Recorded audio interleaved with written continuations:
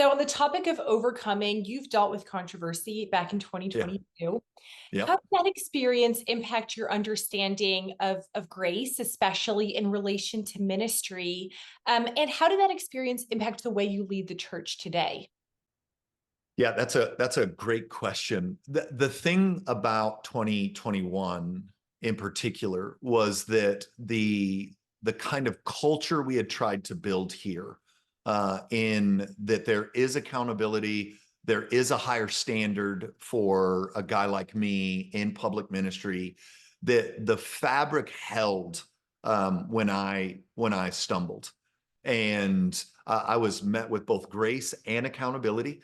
And I think what that produced in our congregation, is another visible picture that grace is real, and that there is still at times that there's a payment for stumbling that is costly in other areas. And so we have seen since, people more apt to confess more quickly, people serious about, what I would call, language of the village would be little lions in our lives, like small things that could grow into big things. So you got to get them quick when they're little before they become big. And we have seen, like a tremendous amount of trust in the processes we have in place to deal with those kinds of things in the lives of people. And so that's been the fruit of that.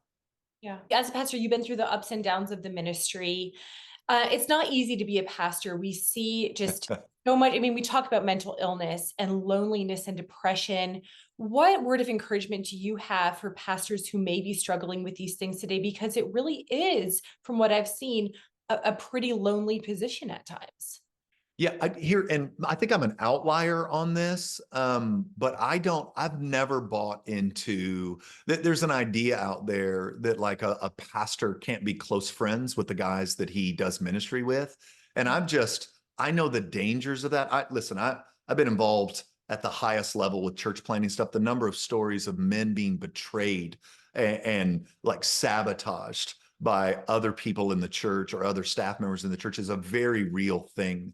I'm not built, personality wise, to want to do this by myself. So even in how we built the church, the leadership structure of the church, I'm one of three lead pastors, and I might have greater influence because I have the pulpit, but I don't have a greater vote in the room. And man, I have done life deeply with a group of five guys that are on staff with me, and the longevity, two of those relationships are over 15 years going now. And the other ones are right at a decade.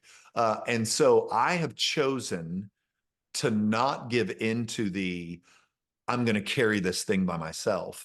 And I'm going to invite guys into my life. Now, it was a slow process. I didn't like day one, throw it, be completely vulnerable. But as guys showed me they were trustworthy, I invited them deeper and deeper in. And I'm 22 years in at the village now, zero regrets over that. I love the life I get to live with these guys and their wives. And I would encourage guys as best they can, to create a strong circle of trust where they don't have to be the hero, but they can be human. And I say that because they are human. And if you create a world where you're the Messiah, where you're the one that has all the answers, where you're the one that knows everything, you're actually taking a very difficult situation and making it impossible. And so I would encourage any pastor listening to this, reading this, watching this, to begin to create, slowly but surely, a circle of trust for him that's deeply honest and vulnerable for the good of his own soul.